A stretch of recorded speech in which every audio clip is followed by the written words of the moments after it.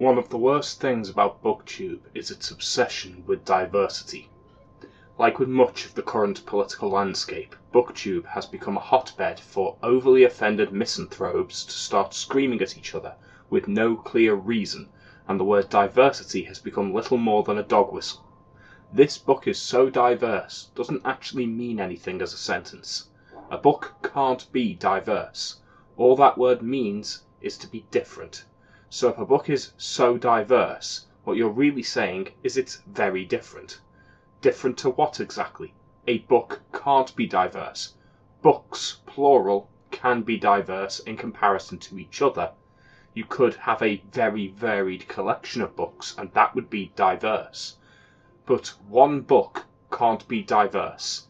It's not even a slight misuse of the word diverse either. It's not as if this word is being used to mean unusual, which would not be correct, but an understandable extrapolation of what could be meant when describing a book as diverse. These books aren't unusual either. Far from it. Most books described as diverse are YA, pseudo-fantasy, dystopian, or contemporary novels with a heavy focus on romance. Not only are they not unusual or in any way different, they're actively conforming to the most popular current trend, often to the point of ripping each other off. In actuality, all these booktubers mean when they say this book is so diverse is this book contains a non-white character, a gay character, a disabled character, a feminism-approved female character, or a combination thereof. In effect, describing a book as diverse is really just a dog whistle to the establishment left wing, stating that this book is suitably woke and panders to identity politics. So why is BookTube so fixated on promoting this shallow nonsense then? The reason is simple: immaturity, political brainwashing, and virtue signalling. But would actual diversity in BookTube be worthwhile? The BookTube community, such as it is majority American middle-class white women under 30. I personally don't care about these things in isolation. Age, gender and ethnicity should make very little difference to your taste in books, at least on their own. However, sadly BookTube embodies the harshest stereotypes of that demographic, and it's as vapid and hostile as you'd expect. Diving into BookTube, you'll find that the community is overwhelmingly left-wing, by the US conception of what left-wing is, that is, which is in fact centre-right authoritarian, but that's a discussion for another time. The community is excruciatingly Democrat in its political leanings, to the point of outright hostility to anyone who they even suspect might vote Republican.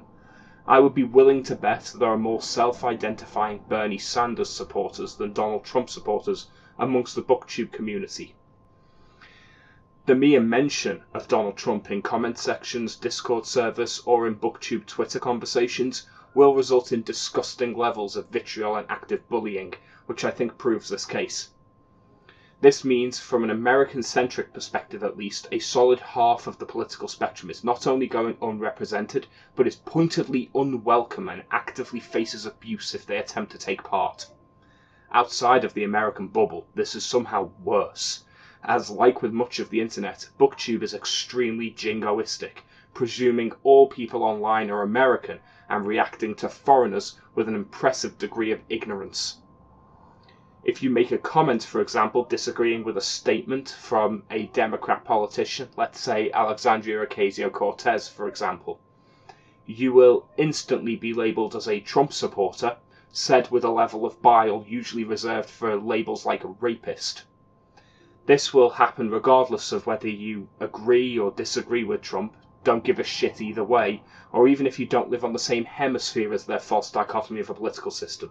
They won't bother to check to see whether or not you've given any other indications of your political allegiance either. They will decide based entirely on that one statement. You'll also likely be labelled some flavour of bigot, likely called far-right, and if they're feeling especially petulant in that moment, they'll probably decide you're a Nazi as well, because the American left-wing are also obsessed with dehumanising and dismissing their opponents, rather than learning to understand, compromise or relate with each other and any other point of view. As you can tell, I have a general dislike for the American left-wing, currently. particularly its identity politics obsession. For those of you who've already decided I'm a far-right Trump-supporting bigot, and yet somehow haven't clicked off this video yet, kindly fuck off and don't sully this channel with your presence any further. You're not welcome here. How is that not clear yet? You're actively part of the problem this video addresses, and I don't care if you're offended. You're perpetually offended. No one gives a scuttering fuck when you're offended. Grow up. As for the rest of you, more reasonable people, let's continue. My actual political opinions are in constant flux, as I change my political allegiance on an issue-by-issue basis as new information comes about, as all intelligent people should. There's far more nuance in politics than people think, and the tribalist us versus them mentality of political parties is unhelpful at best and actively destructive at worst.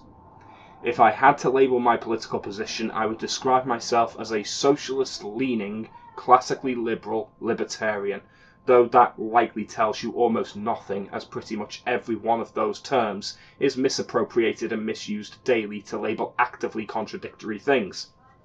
One thing I do believe quite vehemently, though, is the principle of egalitarianism and equality of opportunity. I would say this doesn't need to be stated, but apparently it does. I believe that all people should be treated equally, given the same opportunities and allowed the same rights and privileges by society. I would consider that a fundamental principle of society, and honestly would consider anyone who disagrees with it to have an immoral principle. But I doubt that's a controversial statement. I suspect this part of the video will be actively ignored by the reactionary types who will respond to this video with righteous indignation. It's easier to label the people who call out your flaws as bigots and haters after all. Let's bring this back to books for a moment. I want variety in my books. I want to see loads of different styles, genres, tones and perspectives displayed. But the fact is, right now on Booktube, a contemporary book containing all white characters written by a white male author will get criticised for lacking diversity. But if the exact same structure, plot, tone and pacing with the same narrative, but with characters that were all black, was written by a non-white female lesbian, the Booktube community would fall over themselves to label it brilliant. This isn't variety in books. It's the same book with politically correct varnish attached to it. It's all superficial differences. And I'm not claiming that those differences are intrinsically bad either, that the all-white version would be better than the all-black version. It makes no difference, it is completely incidental.